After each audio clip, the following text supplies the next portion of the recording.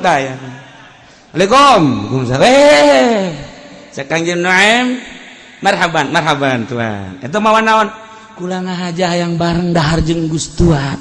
Gus lila saudara rundu jasa teu dahar jeung tuan. Iya, alhamdulillah. Ayo dahar bareng teh. Geus beres dahar trojol pan eta nu bogana. Waalaikumsalam. Cek Kangjeng Nabi saya eta nu boga dahar. Pan. Cek Kangjeng kumaha? Kula teh ya teu boga duit jeung teu boga dahar. Tapi hayang dahar bareng jeung tuan rindu jasa. Haju eta pedagangna. Ieu mah puari mah geus dahar jeung tuan kula bunga tinggal tuan nu mayar. Pada tapi kaseureun pe kasebeleun. Cek Kangjeng Nabi teh saya Sida Umar. Ye, sia tuh cek Kangjeng Nabi ulah dikitu-kitu ieu karakterna nya nama. Hiji karakterna nomor kadua jana perang Badar milu amankeun Umar. Cek Sidina Umar aya keneh atuh. Milu deui di ditu. Keur carita lalagaan emang kumaha kitu. Badar teh lain lalaga, lain leutik-leutik. Naon kitu ngaranna riwayat pikaseurieun aya. Aya keneh, nu em keneh. Tiluan nyana em jeung Abdullah jeung Abu Bakar. Nah kieu ceknya nete dijual baik gitu gue yang ngisi luloh ya. Bismillahirrahmanirrahim. Memantap Abu Jahal waktu untuk berangkat ngagebeh adiguna gede hulu jelema gede hulu pan nomor kopean lagi nomor 15 gede hulu. Siapa pajar gede hulu kos gitu baik.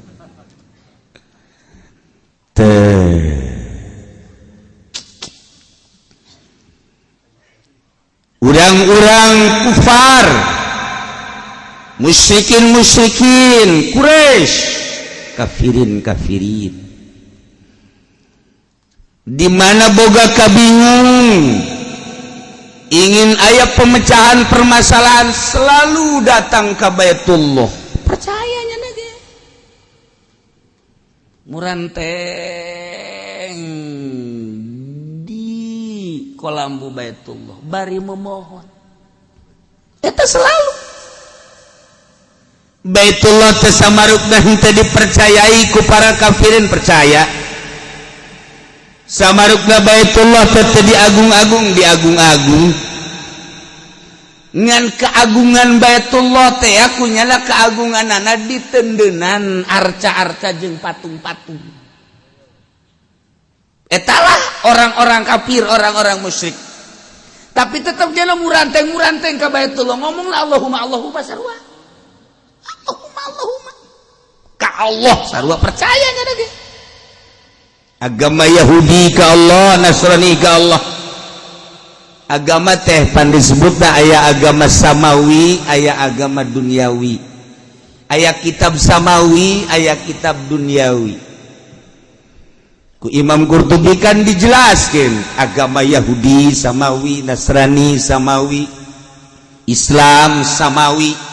Tapi lamun agama Buddha Konghucu, agama itu Hindu eta adalah agama duniawi. Terus dibagi di tafsir. Ta'i Abu Jahal nyahoan bahwa rombongan mukminin di deuleu bilangan-anangan saeutik kemudian teu aya persiapan perang nu araya di dinya henteu terlatih. Sementara Abu Jahal di dieu 1000 anu jelas terlatih pohara persiapan perang luar biasa rarasaannya lah pokoknya kajen kukumaha ge menang aing. Abu Jahal jeung para pendukung-pendukungna keluarnya menghadap Baitullah bari nyekelan kolambu Baitullah ngomongnya ngadoa ka Allah. Allahumma ansur alal junudain wahdal fiatain wa akramal hizbain wa da'un bima zikira selalunya ngadoa eta biartiunana ya Allah muga Gusti nulungan kanu pangluhur-luhurna di antara dua tentara sedangkan pangluhurna nyana Gusti pangnulungankeun nomor kedua pangnuduh-nuduhkeunana di antara dua golongan terhadap bangsa jeung umat nyana merasaan nyana nomor katilu Gusti pangnulungankeun akramal hizbain nu pangmulia-mulyana di antara dua golongan nyana memohon jang nyana geus di atas kertas cak nyana menang aing perang geus kitu Abu Jahal berangkatlah Abu Jahal. Setelah berangkat Abu Jahal neuleuh kaum muslimin mukminin ngan saeutika geus bakal dilalap jas. Tetapi ternyata horenganan di luar konstatir, di luar dugaan. Sebab mukminin mah dibantu ku malaikat tarurun di langit. Pertama 1000, kedua 1000, tilu 1000 deui, ribuan malaikat. Bahkan kejadian perang Badar mah pedang kakarak dihulus doang musuh geus paeh. Tinjuan teu datang ge itu ngaguling bae. Eta perang Badar bagus kitu eta. Panah dilepas set eta panah sakumaha aya mesinan neangan beheung urang perang kos kitu mah resep urang daek perang deui itu daek urang Masya Allah eta perang jadi kabehan mukminin teh kaget ieu perang kiamat cek nya ieu perang aya tenaga anyar bahkan kadeuleu malaikat-malaikat tatur di samping kadeuleu aya suara-suara anu henteu dikenal teu wau wow.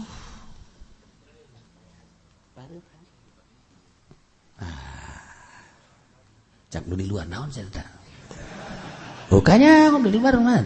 Pokoknya sih mah ngopi belah. Saudara res.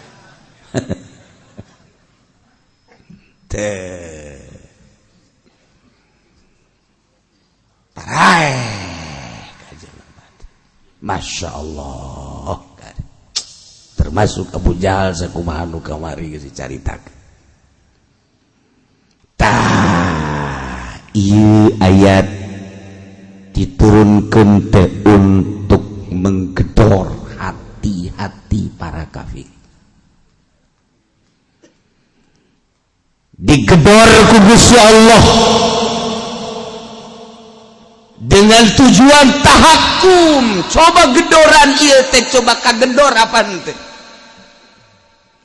Dibemeleh ku Gusti Allah diisin-isin maksudna jangan ngegedor hate kagedor apa henteu si para kafirin nah ieu ayat untuk menggedor hati para kafirin di samping tahakum ngahinakeun ka para kafirin setelah sing galoler 70 tokoh kafir ngagoler waktu perang Badar. Naon. Aju deui mukminin model di perang Badar. Eta sakitu pedang datang ge kadanya karya jeker teu naon. Atuh nyana teu kudu nangkis. Cek mukminin hayo datangkeun deui tah beungeut aing tah cenah. Hayo. Eta dikitu-kitu ge dikitu teh. Itu perang Badar model Masya Allah kan model batak sejarah mencatat perang Badar anu luar biasa 28 Kangjeng Nabi perang anu langsung jeung Kangjeng Nabi disebut Ghazwah lamun perang tanpa Kangjeng Nabi disebut Sariyah selama hidup Kangjeng Nabi di Madinah 28 kali tandang Kangjeng Nabi perang urang can sakali-kali aja kakarak demo ke kamari ke Jakarta nu dimaksud lain naon buras na doang kuari ge biasa aya keneh. Tadi kan urang can orang perang. Bapak urang mah baheula ngalawan Inggris, ngalawan Belanda. Maot kena murtil, maot ditembak, maot dan lain-lain sebagainya. Jadi syahid bapak urang mah baheula. Memperjuangkan bangsa jeung negara supaya anak incu teh merdeka. Alhamdulillah merdeka urang. Ngan ngaranna doang merdeka. Ternyata ya di kungkungan negara-negara lain. Iraha dek merdeka nu aslina. Hanya orang-orang ahli tasawuf anu bisa merdeka zahiron wa batin. Zahir geus dimerdekakeun melalui tangan Bung Karno, Bung Hatta. Secara batin merdeka patula patali jeung dunia jeung makhluk hiji bae ka Allah. Merdeka zahir jeung batin ngan ngomong doang urang mah. Tasawuf bae giliran ngariung teu diberkatan marah. Asa tasawuf kos kitu. Merdeka ke lawan kurang-kurang. Inilah keistimewaan perang Badar. Dengan perang Islam luhur. Al-Islamu ya'lu wa la yu'lal. Sebab di deuleu kawawanenan Islam melalui perang. Mun teu diperangkeun teu kadeuleu saha anu gagahna, saha anu berani, saha anu cowong sungutna, saha anu bener-bener teteura, saha anu bener-bener siap ngahareupan. Lamun teu diperangkeun teu nyaho. Lamun urang nyaritakeun tentang politikna Jakarta teh nyaho urusan politik, tapi urusan gagah urang mengakui Habib Rizik gagah. Urusan politiknya sabodo tah mah urang. Teu nyaho urang mah NU kos kitu, FPI kos kitu, HTI kos kitu, Kuruj kos kitu, Allah alam urang mah teu nyaho urang lembur urang mah. Urang lembur. Tapi urang mah neuleun nu gagahna we NU melempem. Ieu mah cak mata urang. Habib Rizik gagah. Mun teu didemokeun teu kanyahoan gagahna Habib Rizik. Mudah-mudahan dipanjangkeun umurna Habib Rizik. Dibere kagagahan anu luar biasa. Jiat sakitu mah cek urang gagah jasa aya 5 bae eundeur ieu Indonesia. Teu sieun nya ka sasagenya mah. Teu sieun nya mah ka ieu mah urusan politik mah teh sabodo. Cak NU teh jangan begitu, ini kan urusannya politik, urusan sia. Urusan sia teh mah urusanna sabodo geus. Cak anu lain-lain misalna cek ngadukung ini mah urusan politik sabodo. Aing mah lain neuleuh politik, aing mah neuleuh gagahna, titik geus sakitu.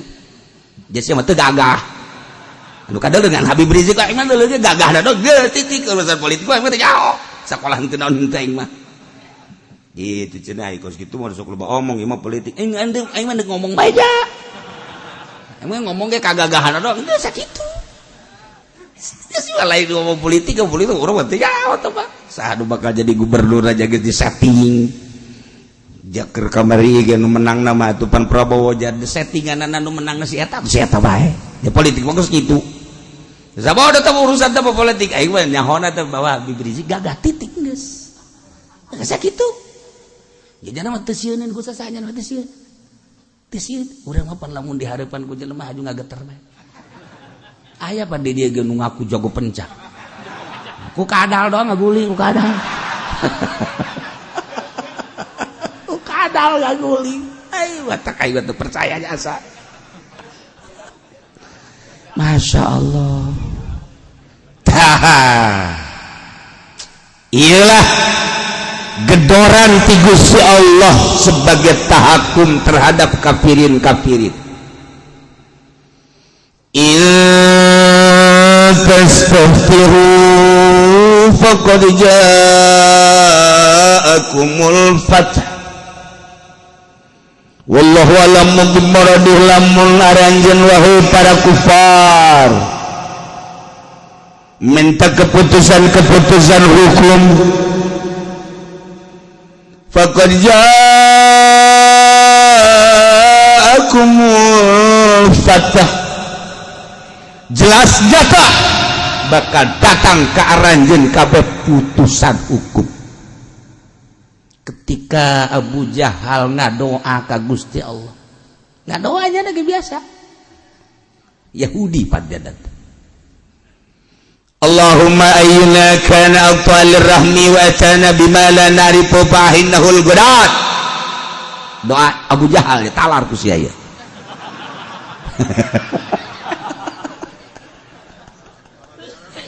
Pendek doa tapi mantap. Allahumma ya Allah ayyuna kana aqtalir rahmi. Saha di antara urang, di antara kami nu megatkeun kana rahmi. Jeung saha anu datang ka urang bimala na'rifu kalawan mawa nu teu dikajahokeun ku kami kabehan. Jelema anu megatkeun rahmi, jelema anu ngalaksanakeun teu kajahoan menurut adat kami Gusti fa'ahindahul godat, rusak ku Gusti ke di medan laga. Nyana ngadoa ka Allah lantaran geus pede jasa bakal menang. Hiji nyana pede bahwa nyana adalah kekentong masyarakat, nyawa sia kekentong. Pemimpin masyarakat, pemimpin umat. Nyana kekentongna, nyana pemimpinna. Nyana lah anu sok jambung-jambungkeun romi rarasaan nyana. Dengan munculna Muhammad pecah belah, dianggap Muhammad pemecah belah. Dengan ayana Muhammad anak tuau kakolot lantaran beda agama, iyalah Muhammad pemecah belah. Dulur adi jeung kakak tuau iyalah pemecah belah. Tetangga jeung tetangga tuau iyalah Muhammad pemecah belah. Negara Mekah, Jazirah Arab Nusuk sakitu halimpuna dengan kedatangan Muhammad bawa agama anyar jadi pecah belah. Dianggap Muhammad sebagai pemecah belah. Percis kos kejadian kuari. Percis kos kejadian kuari. Jelema anu ngabela agama dianggap ku si eta pemecah belah. Goblok meureun. Ieu mah tak asa perang Badar, mah tak dijadikeun bae Badar 1, Badar 2. Ki jerejak teu kitu, aing mah kitu bae lah. Badar 1, Badar 2. Jelema anu ngagugulukeun Al-Qur'an dianggap pemecah agama. Jelema anu ngaluhurkeun Al-Qur'an dianggap itu tidak mempersatu negara jeung bangsa. Quran eta kan geus dijamin dengan Quran jelema bakal ngahiji, dengan Al-Qur'an jelema bakal gagah, dengan Al-Qur'an agama bakal luhur. Percaya urang ka Al-Qur'an buatan Gusti Allah, ciptaan Gusti Allah, kalamullah, percaya. Tetapi kunaon jelema anu ngaluhur Al-Qur'an dianggap pemecah belah. Percis kos ieu tah Abu Jahal. Tah deuleu ku sia tah deuleu tan mantak mawa kitab, Ya Allah. Cek nu teu mau kitab aing isina teh sia deui. Ngaji teu mau kitab, HP bae dibawa. Namang blon kabeh ge. Ieu tah talar ku sia ieu doana ieu. Doa Abu Jahal. Allahumma ayyuna kana aqtalir rahmi fa ahinnahul ghadat. Ya Allah saha jelema anu megatkeun kana sanak raket, kana kekeluargaan, hancurkeun di medan laga Badar. Muhammad maksudnya nama. Allahumma ya Allah ayyuna kana atana bima la na'rifu fa ahinnahul ghadat. Ya Allah saha jelema anu datang membawa agama anu teu dikanyahokeun, membawa adat-adat anu teu dikanyahokeun ku kami kabehan. Ya de Muhammad mawa agama anyar, adat anyar, kalakuan anyar fa'ahindahul godat, hancurkeun ke di medan laga. Eta doa Abu Jahal diparake ku ari ku si eta. Saha cenah kieu si eta na? Atuh mah rahasia. Si eta belah. Masyaallah. Eta cek Gusti Allah faqad ja'akumul fath. Maneh minta keputusan hukum. Wahai para kafirin kufar nyata bakal datang putusan hukum. Putusan hukumna kumaha? Bihilakin man huwa kadzalik, dirusak jelema nu memang bener-bener model tadi. jelema anu tidak mempersatu yakni memecah belah, jelema anu bakal itu dirusak ku Gusti Allah lantaran mawa agama anu teu pararuguh. Agama teu pararuguh teh Yahudi, agama nu teu pararuguh teh Nasrani. Kanjeng Nabi turun ke alam dunia diutus teh bagal agama teh agama anu penyelamat, pemersatu bangsa, agama anu lurus menuju surga Allah, nu lurus di pengkol-pengkol, nu bener di salah-salah. Kuari di negara orang-orang lemung bener-bener nyaritakeun agama nu bener moal kebal urang dipencit. Urang lamun ngaluhur-luhur agama urang di negara urang di luar forum majelis taklim nyaan urang gerak melalui partai jeung melalui organisasi. Wow, tinggal sebuah nama innalillahi Haji Pendi telah wafat. Dan tidak ada mayatnya di laut, tidak ada di gunung, tidak ada, hangus. Beak moal kuat dia. Tah ieu cerita Badar ieu mah kos itulah. Mantap cek Gusti Allah faqad ja'akum fat bakal datang pemutusan hukum jangan dirusak maneh cek Gusti Allah. Kenyataanna bener dirusak. Masya Allah. Eta doa Abu Jahal ke di fotokopi jangan diwiridkeun ku urang.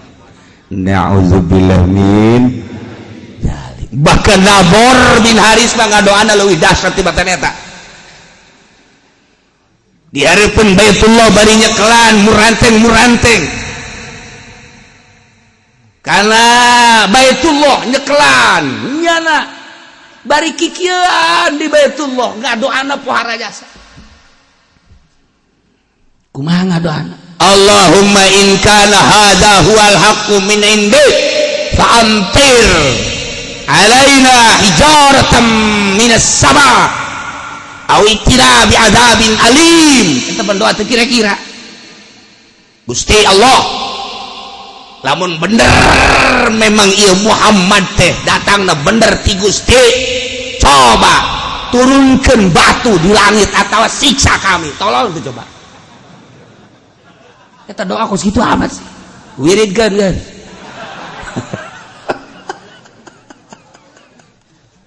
Kuari ke diparaca ku Nasrani dibaca Yahudi. Dia teganggap ke agama Muhammad. Teganggap nyana maka Al-Qur'an.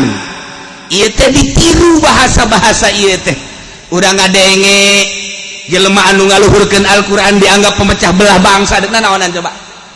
Urang ngadenge jelema anu ngajungjungkeun agama Allah jeung Al-Qur'anul Karim ternyata dianggap ieu perusak agama, makar malah. Masa ngaluhurkeun Al-Qur'an dianggap makar? Ieu horenganan doa si itu nyaek slek ka dieu. Tah, ieu cek netes ka hulu si eta. Ieu doana ieu mantap coba perbanyak. Ayo doa kira-kira ya. Masya Allah. Tapi dengan berbagai doa anu optimis para kufar, tokoh-tokoh kafir termasuk Abu Jahal, Nadhr bin Haris, Sufyan, lain jeung kehendak Allah, bahkan nyanalah anu dibinasa ku Gusti Allah.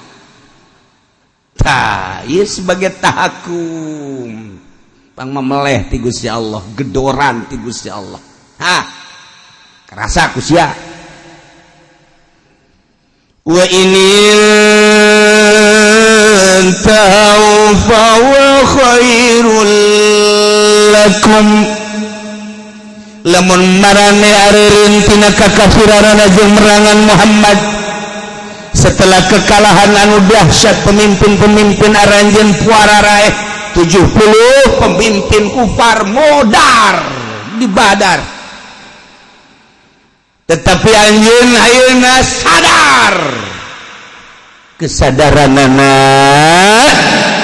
anjeun ayeuna nahan diri eureun tina kakafiran kuari menyatu jeung Muhammad pemerangan Muhammad dengan marasuk Islam nyatu jeung Muhammad fahuwa khairul lakum eureun merangan Muhammad eureun tidak kakafiran ieu lah nu leuwih bagus ka aran tuh digedor ku Gusti Allah ya kerasa tetapi awas wa in ta'udu lamun maneh baralik deui likitalin nabi untuk pemerangan nabi naud awas teh Gusti Allah kaulah bakal ngabalikeun deui bantuan-bantuan kaulah melalui malaikat Muhammad bakal diunggulkeun jeung dimenangkeun maneh nu bakal areleh tangan hayo deuk kumaha coba dak arasuk Islam eureun merangan apakah deuk merangan Muhammad deui ajur maneh gih cenah kami mah lobaan walan tughniya ankum fi'atukum syai'a sama sekali moal bisa nahan golongan-golongan anjeun sakitu lobana bala tentara prajurit-prajurit angkatan darat laut udara nu sakitu lobana moal bisa nahan nolak sama sekali dengan kedahsyatan maneh kehebatan maneh dengan kalobaan maneh kami mah bakal nurunkeun pitulung ti langit cak Gusti Allah walaupun tanpa eta aing mampu aing kawasa tetapi ku aing deuk diturunkeun malaikat-malaikat bakal nyocoan hulu sia udah jasa urang tah geus kitu geuna ayo sia lamun deuk balik deui wa in ta'udu ankum walan tugniya naud wa in ta'udu naud mun maneh bakal babalik di merangan Muhammad kaulah bakal nurunkeun pitulung Muhammad tetap ditulung maneh bakal eleh dengan lobana tentara lan tugniya ankum fi'atukum syai'a faedah setik-etik acan dengan lobana kuantitas bilangan maneh walau kasurat sanajan tambah ditambah di loba tetap moal menge sia bahasa menge eta babwa innallaha ma'al mu'minin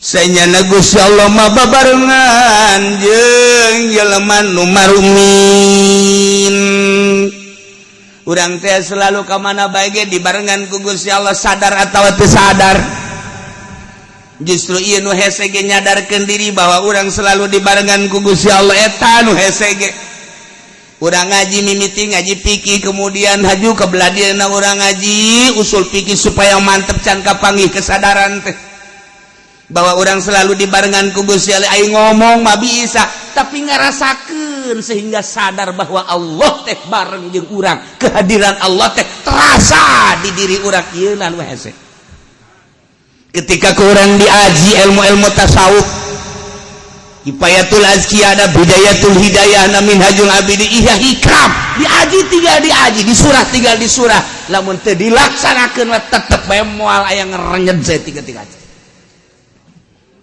ieu bahasa wa innallaha ma'al mu'minin sanyana Gusti Allah selalu bareng jeung para mukminin Allah geus ngajelaskeun bareng jeung urang-urang mukmin ye tetapi karasana encan aya urang teh teu asa dibarengan ku Gusti Allah ciri teu asa dibarengan ku Gusti Allah teu percaya urang lamun teu dagang asana teu dahar berarti kan urang teu percaya ka Allah bahwa Allah ngabarengan urang padahal Allah mah sugih ai Allah urang percaya ka Gusti Allah Allah maha sugih teu kudu dagang aya teh cenah dahar kumaha tah ieu eta lah pinarakaeun teh eta malah mun waduh cenah urang mah bisa dahar ge pan ieu ku sebab naon kitu ngaranna digawe mun teu digawe mah teu dahar geus kudu baca 2 kali syahadat terus ya deuk dahar kumaha teh sia mah teu boga ijazah mantak sarakola sia ku ijazah mah ngeunaheun dahar babari digawe babari teu boga ijazah mah sia geus hararese kajen ku kumaha ge moal bisa dahar sia maca 2 kali syahadat sia jisi ada urang lalagaan itu taha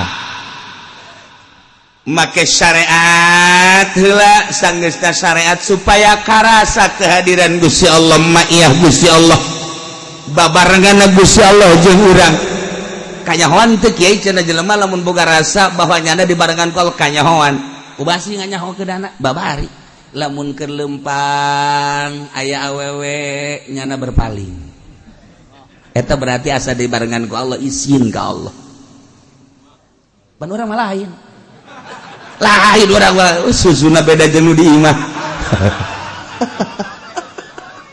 aju bae kulitna keur ada lain deui cek eta teh herang barang ditanya aja orang Brebes tapi pun putih biasanya orang Brebes mah tukang endog harideung ieu aja putih terus bae ngahayal poho lang eta berarti teu bareng jeung Allah barengnya jeung nafsu komo lamun manggih nu ngongkok ada setik deui tolol teh coba malah ngadoa ka Gusti coba setik angkat setik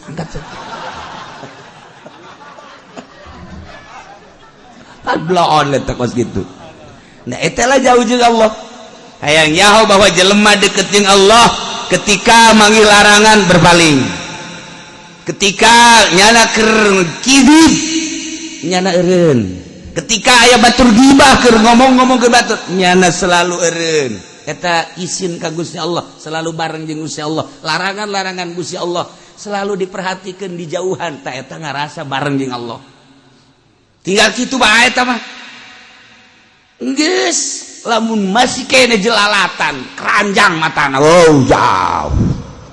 jauh komo masih kene weaan tamag rombongan jurig sama kos gitu haji tinggal haji jurig sama kos gitu jurig sama kos gitu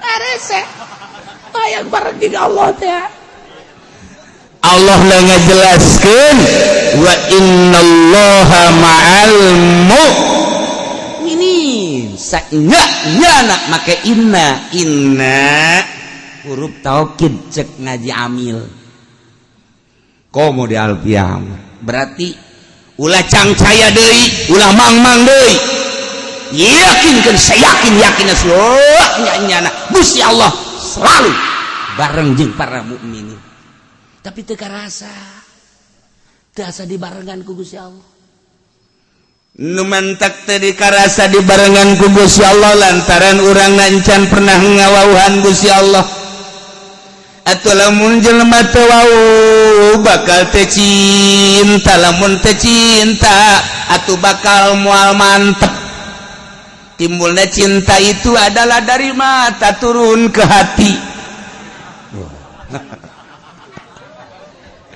mata turun ke hati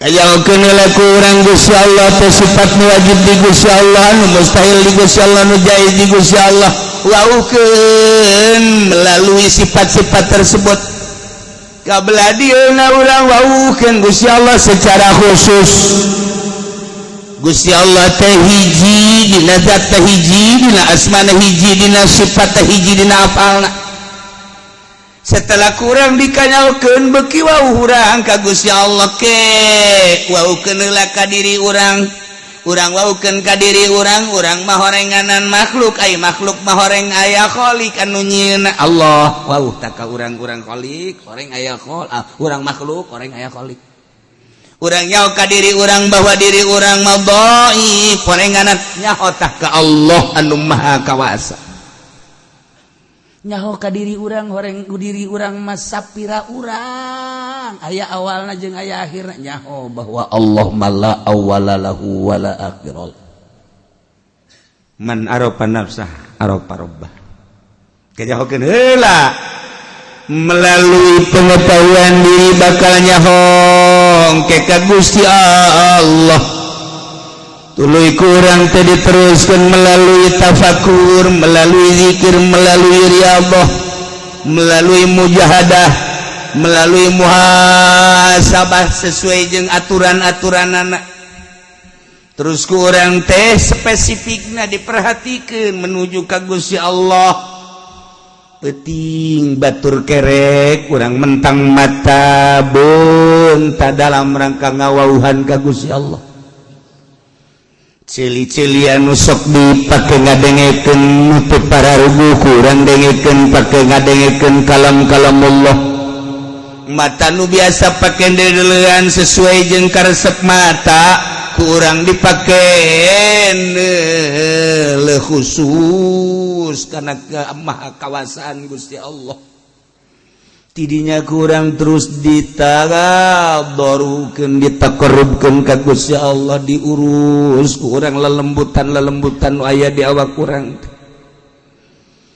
sesuai jeung aturan-aturanna di awak kurang aya latifatul qalbi latifatul ruh latifatul sir latifatul khafi latifatul akhfa latifatul nafs latifatul qalb tidinya kurang diurus sesuai jeung aturan-aturanna leng-lengan engke urang teu pati ngurusan awak kuari mah ngurusan teh ngurusan batin ngurusan roh terus kurang ditafakuran dizikiran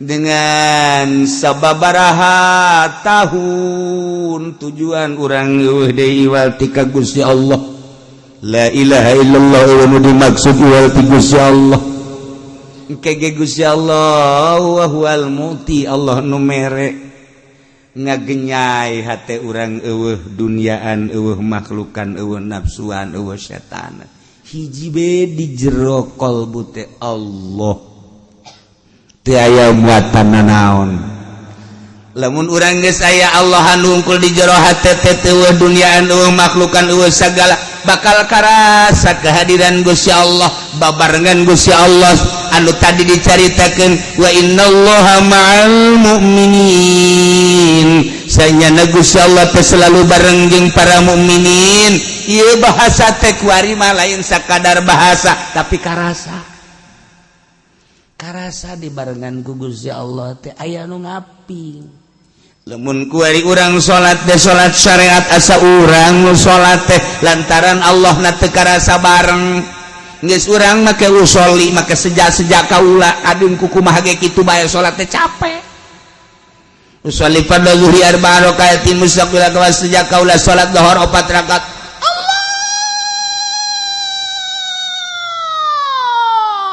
eleh alam pelung mah akbar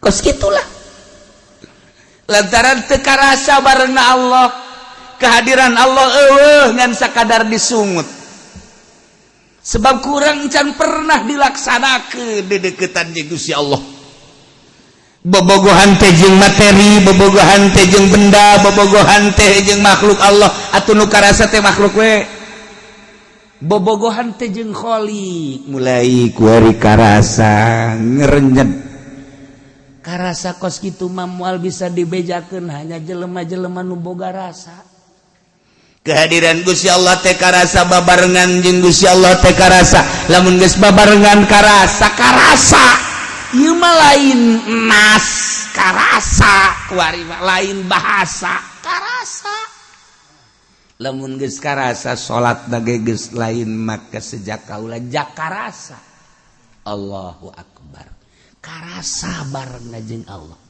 salat teh maksud ka Allah kuari geus karasa geus moal aya kitu Allahu akbar teh karasa geus kulantaran karasa babarengan Gusti Allah di diri urang atupan meureun Gusti mah maha sagala-galana atuh rarasa anu urang eueuh eleh kumaha geus atuh eta mah sagala ruku sagala itidal sagala sujudna karasana dibawa ku rarasaan eta teu karasa nu mantak salat puluhan rakaat ratusan rakaat teu karasa Allahu akbar likum Allahu akbar likum Allahu akbar nikmat sebab aya nu mawa perasaan aya urang maka kara 4 rakaat gahayu heula diintip ku pamajikan bapak lu tuh lihat tuh mabok tuh mabok apa cak kadang mabok sholat tuh bapak lu tuh ntar 2 rakaat lagi mati dah kelihatannya tuh capek maksudnya dibejakan gitu teh urang geus datang ka mana lamun nyaritakeun batur indah amat salat puluhan rakaat teu karasa lantaran lain nyana rarasaanna bareng jeung Allah atuh bareng jeung nu boga maha geus moal cangcaya ai urang capek urang mah dipaksakeun ge capek asa capek ngan capek-capek ge terus bae terus daripada aing mah salat capek eureun lah cek nya teh capek salat aing mah ngadaguan Allah bae geus ka aing coba mawaan tah henteu atuh moal usaha henteu hayang kos kitu tungtuna mah mikung engke ngomongna genjang naon salat geus kos kitu salatan mah kos kitu tuh salat wasi mah wali sia salat henteu wa illallaha ma'al mukminin sanyana Allah babarengan jeung para mukminin ketika Allah babarengan jeung mukmin kasieun saha nu dihareupan kasieun japae ge bareng jeung Allah dihareupan ku urang polisi sapira polisi sarua jeung hareupan kutil cek wali mah nanaonan sok jeung saha deui Tito lawan Tito saha deui leuwih ti Tito saha saluhureun Tito saluhureun ti Jokowi mah presiden sia mah aing bodoh dibawa bodoh ku sia oh kieu saha deui kasieun tah contohna eta Habib Rizik kasieun jajar bae aja teh sabilillah geus dikorban diwakafkeun awak jeung Allah guys pokona beres yes urang mah wakaf tanah ge cokot deui boro-boro nyawa ieu mah keur carita gagahna henteu nyaritakeun leumpangna politik teh nyaho ieu keur carita gagahna di negara urang aya nu gagah geus setitik sakitu aya keneh nu sejen gegara can mararuncul atuh aya nu kuari tararapa keneh di Gunung Karang emang teu gagah ujianana ditunjuk loang kunyana kaluar seuneu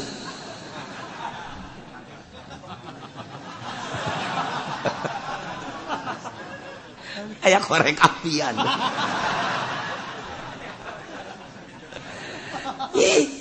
emang kumaha kitu lamun Cirebon geus turun Banten geus turun maaf acak-acakan ieu negara Masya Allah bahkan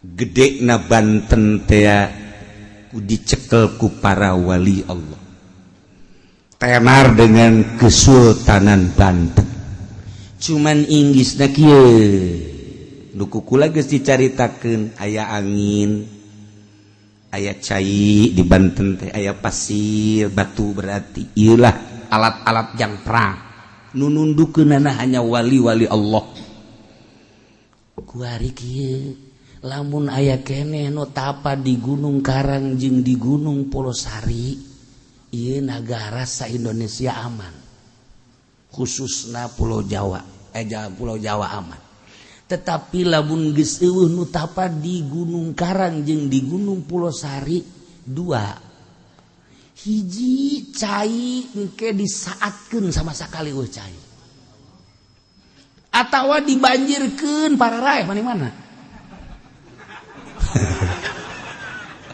saat sama sekali baik kuari mah kapan lamun urang ngagali taneuh 1 meter 2 meter aya caian di Cikoromoy mah lamun digali aya caian terus datang ka belah ditu batu Quran lamun kurang digali aya caian tamun eueuh nu tapa di Gunung Karang jeung di Gunung Pulosari saat sama sekali bae puluhan meter ka handap eueuh cai hiji nomor kedua aya cai mangan jadi kanyut mending mana maning eueuh cai sama sekali atau maning babanjiran coba pilih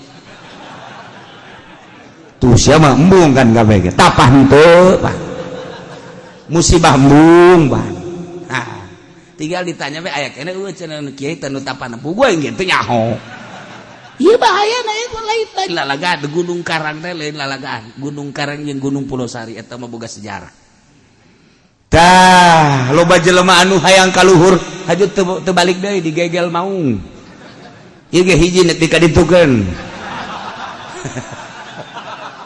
pakai tumbal Gunung Karang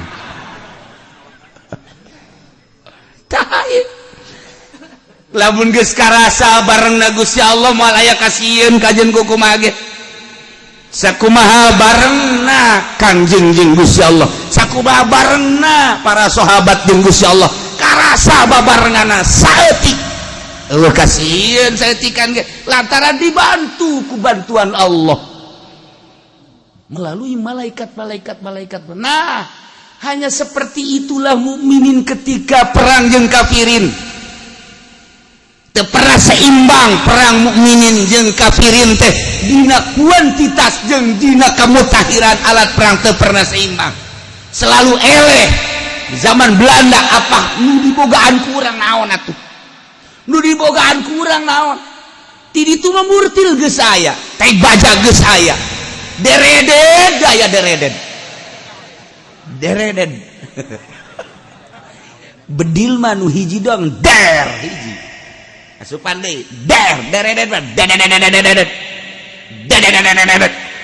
zaman Belanda geus aya dereden urang teu boga tapi kok urang menang make bambu runcing doang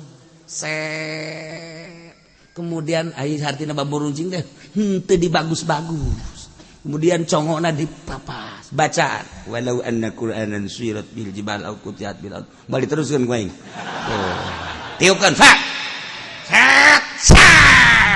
sarua jeung tadi nah neangan beung cek tes eta zaman Belanda kos kitu anu kumaha teh Belanda lewat nah hanya aya mah encek mah ada Belanda lewat sini urut sukuna cokot di urut sukuna tah cirian tet buledan tendenan ka dia tak ieu urut sukuna bage bisa ngabunuh di ditu paeh di Belanda di ditu mantap kuari lamun hayang nyaho mun aya hayang ka awewe kemudian awewena embungeun tapak sukuna mana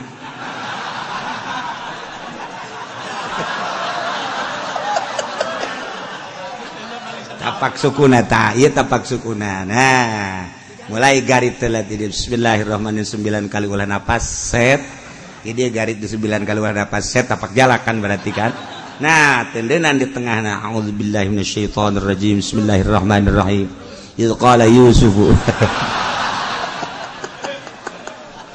tenden kadinya set ujian Kang Pen di mana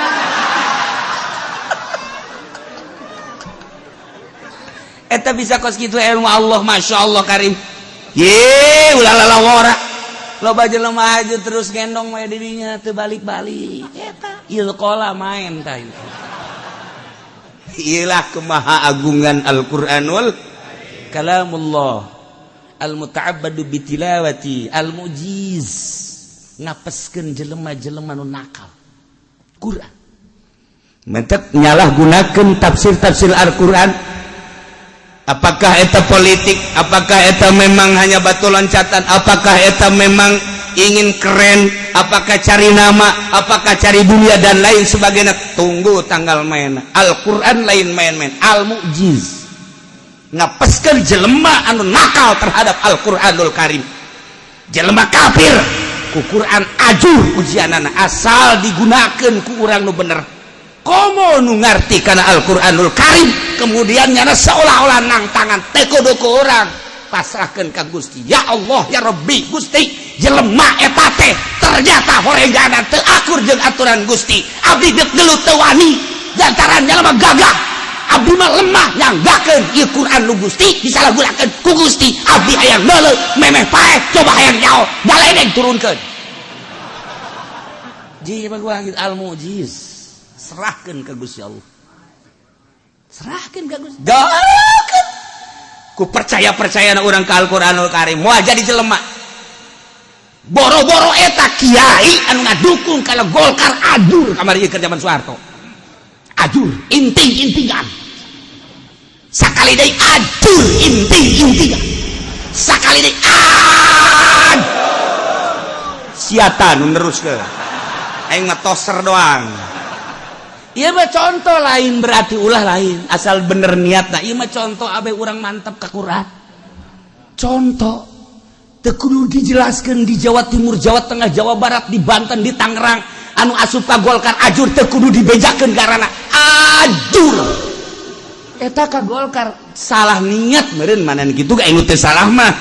Anu teu salah niat mah, anu teu salah niat mah.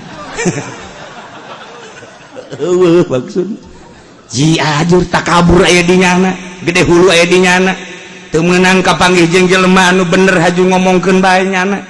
Acak-acakan pondok tinggal pondok 2 tingkat diganti ku ayam jago. Ayam potong, ayam ternak.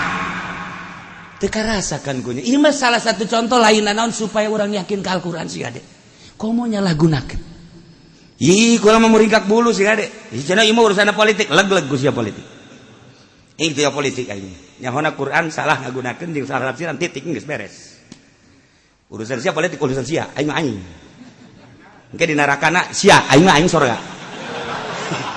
Ke pancen babagi aing meureun babagi bae. Ku kayakinan aing tah mah. Ya aing cenah yakin, lolos leg-leg ku sia kayakinan. Beres.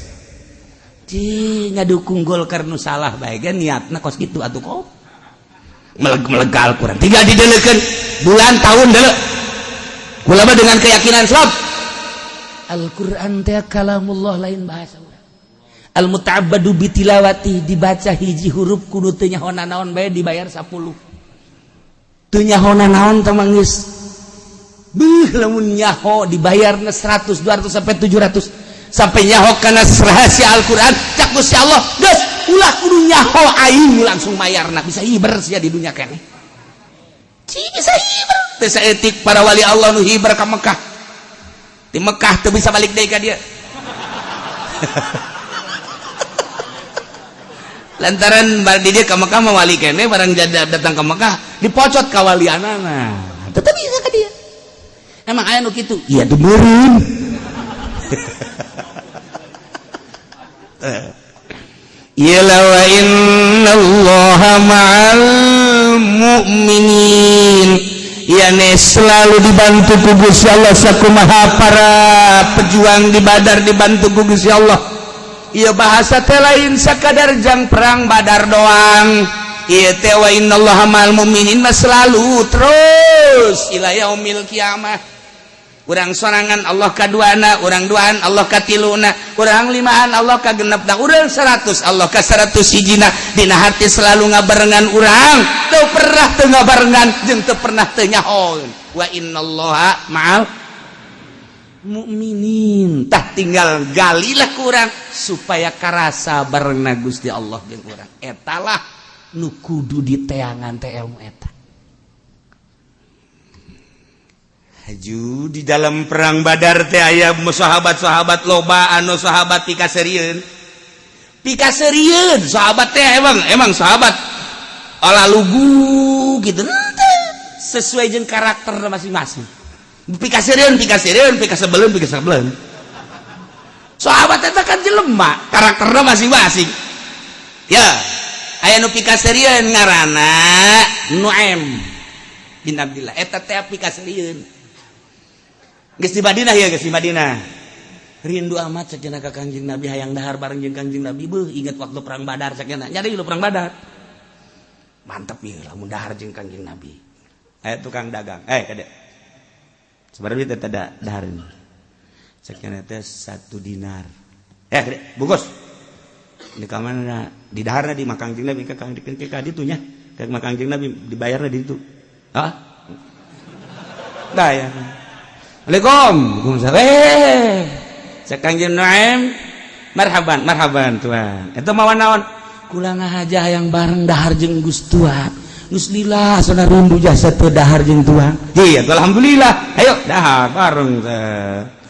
Geus beres dahar trojol pan eta nu bogana. Waalaikumsalam. Cek Kangjeng Nabi saya eta nu boga dahar. Pan. Cek kanjengna kumaha? kula teh ya teu boga duit jeung teu boga dahar, tapi hayang dahar bareng jeung tuan rindu jasa. Haju eta pedagangna, ieu mah puari mah geus dahar jeung tuan kula bunga, tinggal tuan nu mayar. Pada tapi kaseureun pe kasebeleun. Cak Kanjeng Nabi teh, aya Sida Umar. Ye, sia tuh cak Kanjeng Nabi ulah dikitu-kitu ieu karakterna nya nama. Hiji karakterna nomor kadua jana perang Badar milu amankeun Umar. Cek Sidina Umar aya keneh atuh. Milu deui di ditu. Keur carita lalagaana emang kumaha kitu. Badar teh lain lalaga, lain leutik-leutik. Naon kitu ngaranna riwayat kapikaseureun aya. Aya keneh nu em keneh. Tiluan nyana nu em jeung Abdullah jeung Abu Bakar. Nah kieu cek nyana teh dijual we kitu ku aing si luloh ye. Pikiranna kos kitu ya lama. Jual ku aing ye. Kajen ku mah ge. Leos banyak. Aya sahabat sugih.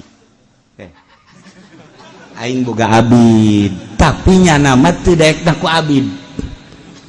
Jadi dijual ngan nyana mah teu daek ku abid, lamun di abid-abid teu daekeun. Tapi nu jelas nyana mah abid. Ngan lamun di nyebut abid embung. Geus ti dituna bae teh kos kitu. Nah, ku aing dek dijual. Sabarit, sekian. Jadi set. Mana abidna? Yuk. Nyana jauh tuh itu. Langsung ku nu meuli teh di talian. Nah naon dia? Ye geus dibeli sia. Emang naon dia? Ieu abid. Ih kula mah lain abid. Aing nyaho adat sia mah. Pilok dek disebut abid sia mah. Nah sok di tali. Ih naon teu lain naon si beli sia mah gitu. Kula mah lain abid. Ih cak nu bogana ge emang sia mah tilok nyebut abid. Apaan kos gitu tah? Terus bae pas kadinya jual Abu Bakar. Aya naon ieu? Iya kula meuli ieu. Meuli di saha? Meuli di Nuem cek nya. Cak Abu Bakar, ieu mah lain abid. Ieu mah sahabat cek nya Abdullah kok ieu dijual kieu. Mana Nuemna cek nya. Cak Abu Bakar teh. Cak nu meuli tetap ieu abid emangnya nama. Lamun dibeli ge tilok nyebut abid. Cak Abu Bakar lain, teu bisa. Tetep lain sama abid bae abid. Jual Kanjeng Nabi kadinya. Sakinah Abu Bakar aya problem tuan ya. Kunaon ieu merdeka dijual. Kusaha? Nuem. Cak Kanjeng Nabi bebaskeun. Cak nu beuli teh atuh eta duit teh kumaha? Kun kula mah meuli. Cak Kanjeng Nabi ieu saksina Abu Bakar Siddiq, ieu Abdullah henteu abidnya nama sahabat. Ieu teh nu sok perang Badar milu. Nah, ieu dijual sabaraha duit? Dijual sakean cenah. Kanjeng Nabi langsung ngabelantah dibayar deui lain mah lain abid. Beres. Cak Abu Bakar mana teh si Nuem? Mana teh si Nuem? Eta kan pikasarieun. Begitu datang langsung cek Kanjeng Nabi. Ulah. Sebabnya milu perang Badar. Ya keistimewaan perang Badar nu mantak eta ge urang disolawatkeun perang Badar lain lalawar teu meunang diganggu sahabat perang Badar mah. Sebab pernah dibantu ku malaikat. Ribuan malaikat. Salatullah salamullah ala Thaha Rasulillah.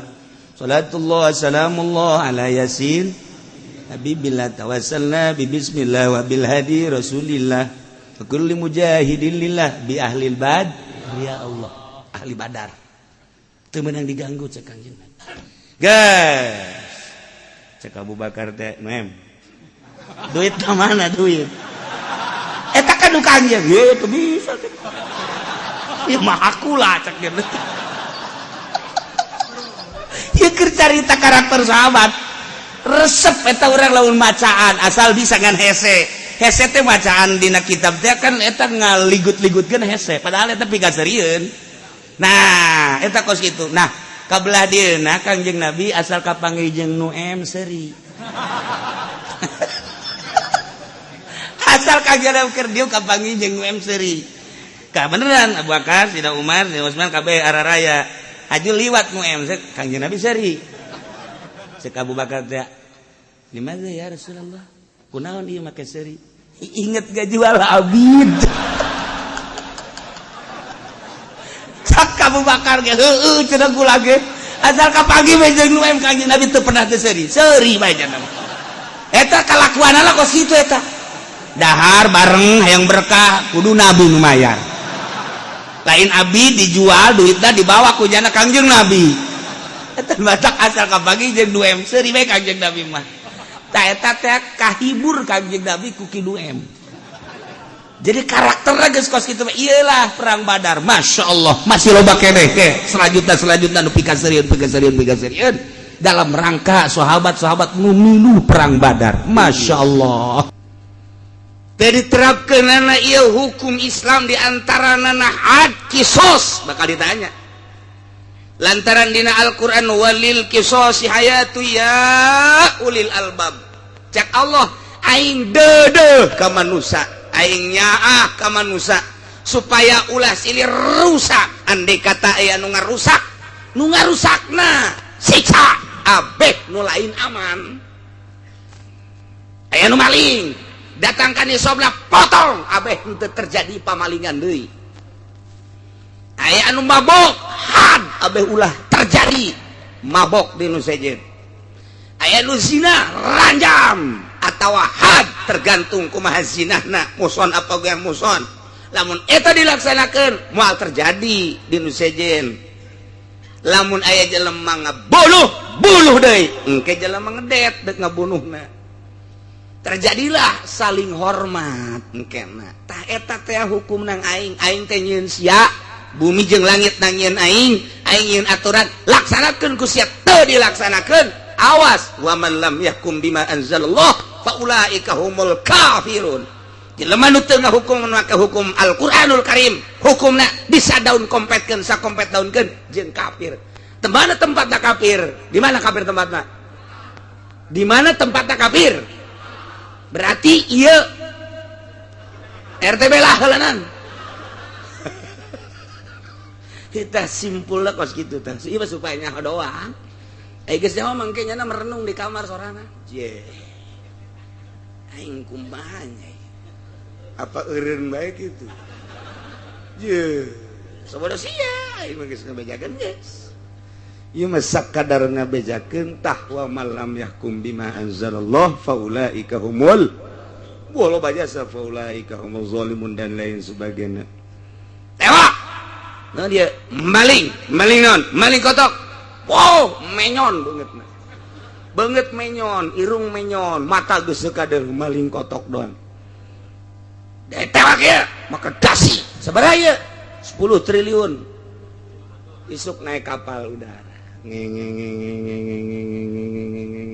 tuh masalah acak-acakan di negara urang teh duit 1 triliun negara duit sosial ti jamaah haji bae jamaah haji masya Allah aya jumlahna teh 3 triliun kuari terkumpul ti dana sosial jamaah haji 3 triliun mentak dek ngabangun gedung ke di Mekah di Jeddah seluruh jamaah haji engke bakal masuk ke gedung Indonesia di Mekah bakal nyen gedung lamun diizinan ku negara presiden nanya danana ti mana terkumpul 3 triliun tapi sampai saat ini belum tanda tangan geus dikumakeun geus ulah loba diomongkeun teh mah duit kos kitu mah engke bae RT bere bae cek RT sia aing ka neraka ongko dibere henteu ente mah rugi jasa pokoknya ti camat kahandap rugi bae guys ti camat kahandap beneran ieu mah nya ka neraka nya teu dibere geus eta mah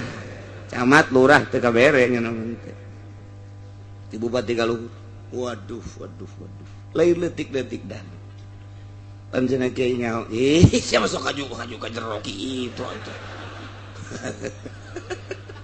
mal diomongkeun ku aing teh nyaho mah emang kieu jadi pengurus haji geus meureun eta dana lain leutik-leutik oh nu dikorupsi mah geus teu kudu dicaritakeun nu dikorupsi ieu mah keun bae ngan hartina teu make aturan Al-Qur'anul sabodo sadaekna ngan ke isuk pageto paeh iyalah bukuna bakal dicokot ku malaikat zaman dia ditinggali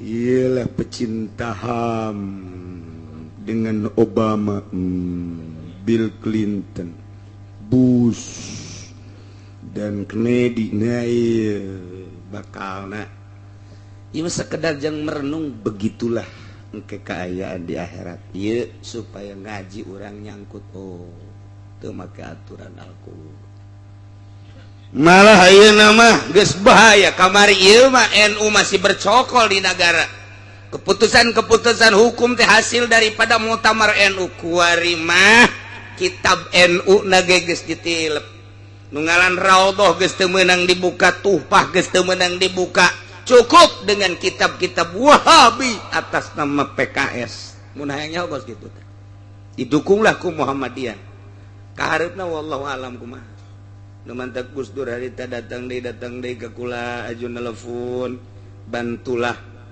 NU Kiai cek manehanana cobalah peduli terhadap NU emang kenapa Gus waduh ke depan anu mantak sering ka dieu nyana ngalengis nitipkeun cobalah ikut serta di NU Pak Kiai sebab kedepannya tah iya kuari nyata tolak tilu baheula mah selama NU terus-terusan ilu di negara didenge ku negara lain sekedar ikut serta tilu kuari 3 jadi 1 muina menandatangani padahal muina ma'ruf amin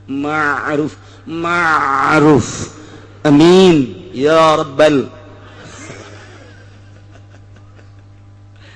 depak dan lain sebagainya encan deui nu lain-lain ieu mah sakadar nganyahokeun 10 poin nu bakal dirobah ulah kaget tapi pan urang tetep bae teu ngeunaheun bakal aya huru-hara tentu bakal aya huru-hara kajian kumaha ge kabeneran NU na sangat lemah bodoh salapi maksudna ai baheula mah NU teh terkenal dengan salapina kuari NU bodoh salapi dimainkeun mantak tanggal bulan Islam tiba heula mah akur bae selama NU nyekelan salapi tapi ketika NU ngalengkah keluar tina salapina saeutik mah kuari tanggal geus lain deui terus bae baheula cekelan NU kuari dicekel ku Muhammadiyah gengsi jeung ego nu gede kula ngan sakadar ngabejakeun doang jadi kaditunang ke ieu terus bae pas ini jeung pas ini geus terserah kamah ndek kumaha ge ngan sakadar ngabejakeun lantaran 2 organisasi gede tetep masing-masing egona tinggi dek milu ka mana sabodo